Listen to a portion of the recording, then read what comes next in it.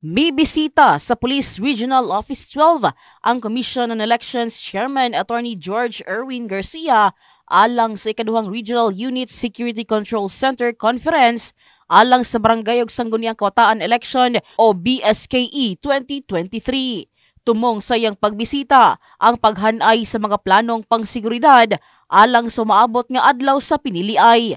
Gibutyag ni Garcia nga gusto niyang sutaon ang preparasyon sa kapulisan og COMELEC 12 ilabi na nga nagsugod na ang unang adlaw sa pagpangampanya.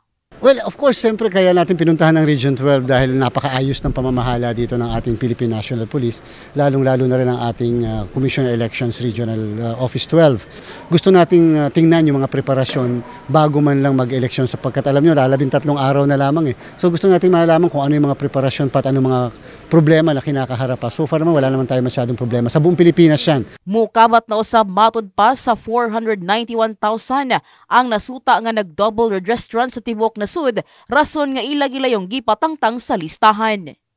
491,000 po ang nakita natin double and multiple registrants.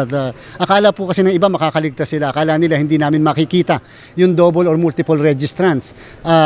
Hindi po nila alam, meron kaming AFIS, Automated Fingerprint Identification System. Kayang i-match yung isang fingerprint as against sa 68 million na meron tayo. Alam niyo po kasi ang double and multiple registration ay isang kasong kriminal. Base sa datos nga nasuta sa COMELEC, kapin 92 milyon na ang kinatibok ang ihap sa mga botante sa tibok na sud. Asa sa mong ihap, 69 milyon ang regular nga botante og 24 milyon ang mga botante sa Sangguniang Kabataan. 1.4 milyon usab ang bag-ong botante nga narehistro gikan Disyembre 12 hangtod Enero 20. Dugang pa ni Garcia nga gipakusgan pa nila ang kampanya Batok Vote Buying og base sa talaan ana-ana sa 72 ka kaso ang na-file sa COMELEC tungod sa pagpamalit og boto samtang pulo ang napasakaan og disqualification case. Hindi na po ito katulad ng dati na naghihintay kami ng formal na complaints o petition mula sa inyo. Ipadala nyo lang po sa social media accounts na andyan sa aming COMELEC website. Kahit po sa Facebook, aaksyonan po namin yan. At ibig sabihin, kami na mismo magpa-file ng kaso. You call that motu proprio. We have to teach a lesson or two. We have to prove to them that we are so serious in our campaign against vote buying.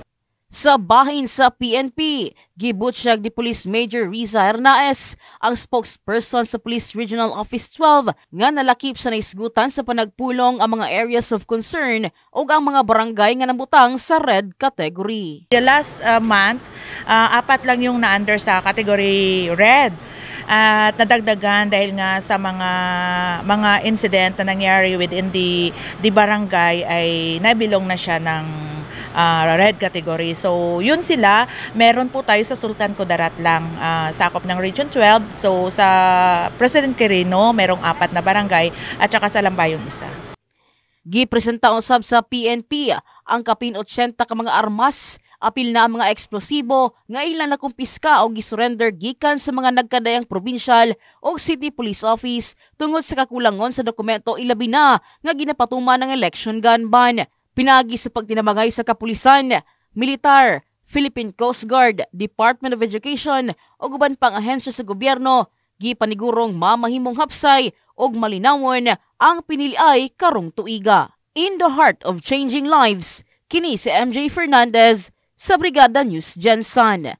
Brigada News.